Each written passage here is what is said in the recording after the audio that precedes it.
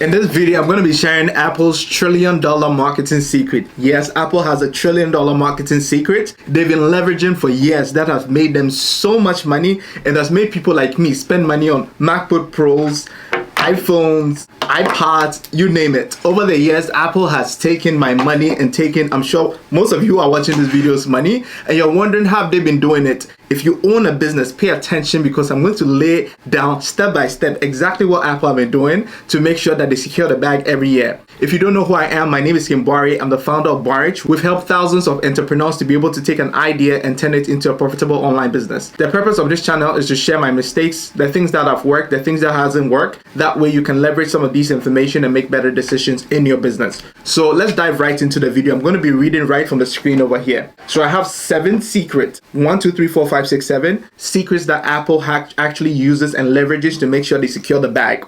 So secret number 1 is Apple makes sure that they always have something called product improvement. If you own a business, you're a small business, you're a medium-sized business, find means and ways to improve your product. It doesn't mean that it has to be a grand, big improvement. You saw what Apple did recently. The iPhone 14 basically it looks almost like this phone. Unless you're an Apple fanatic, you can't even tell the difference. But why are people still buying it? Why are people queuing for it? Why are people going for their press release? Because Apple always makes sure that they have something new to share with you. So you find something that you can improve in your business and use the same approach. It can be 1% improvement, 2%, 3% is an improvement, and do exactly what Apple did. So improve your product a little bit, improve your service a little bit. After Apple improved their product, the next second thing they do is that Apple has something called a product launch. Most of the time, somebody can improve their product and all of a sudden they just put it back on their website and they don't make any noise about it. Apple is very smart about this. They have a whole event that they invite press, they invite media people for them to cover the event.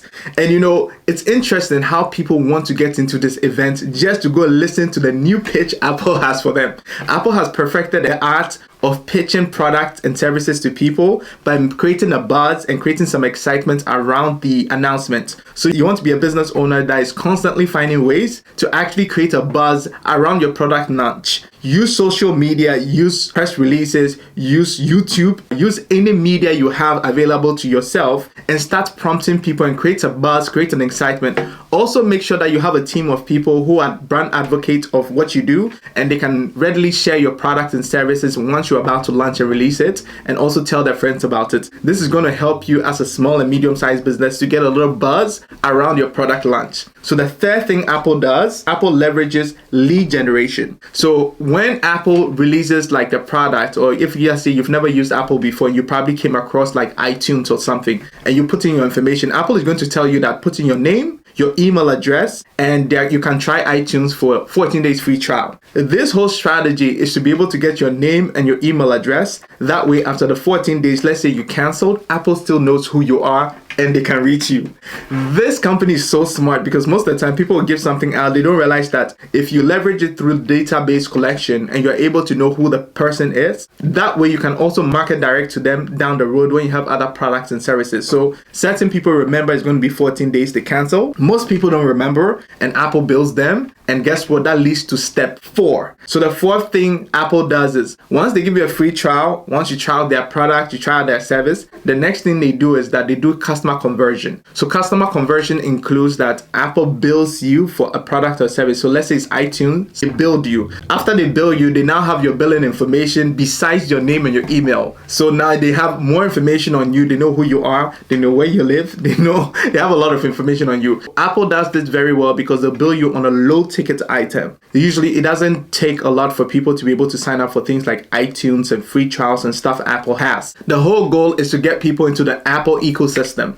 Once you get into the Apple ecosystem, that's when the real game starts. So once you get into the ecosystem, the next thing that Apple does is they do something called an upsell. Now, when you have the new iPhones, you have the new MacBook Pros, you have the higher ticket items. Apple is now going to be sending you an email. You know why they can send you an email now? To tell you about the new product or service. Now they know who you are. They know some of the things you're interested in, and they know how to market to you to be more effective with their ads. Apple is going to basically do customer upsell upsell you some of their new products and services. And how they do this is they create scarcity. If you went out, you wanted to get the new iPhone, chances are you are not going to get it right now. You need to, pre-order, put in your name and information again. So Apple leverages scarcity right after they launch a product to say the product is not available, and it makes people crave the product more. So that is step 5. Apple upsells you, customer upsell.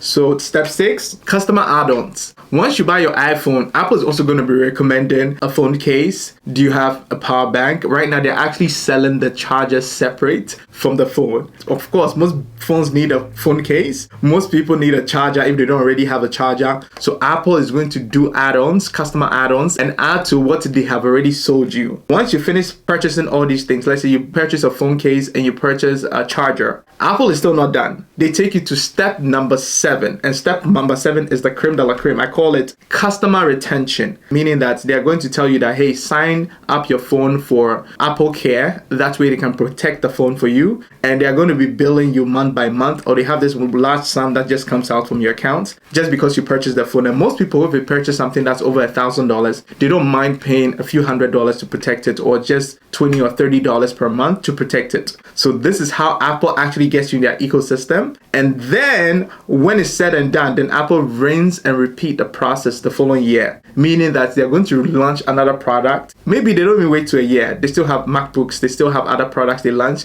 during the rest of the year. So Apple is always launching products, always creating excitement, finding ways and means to get people to buy into their product. This is how Apple went from being a company that started in a garage to now being a company that has $1 trillion market cap. If you enjoyed this video, please go ahead to like and subscribe so you don't miss my next video. I'll be posting more content like this about life, business, and everything in between. I'll see you in the next video. Bye for now.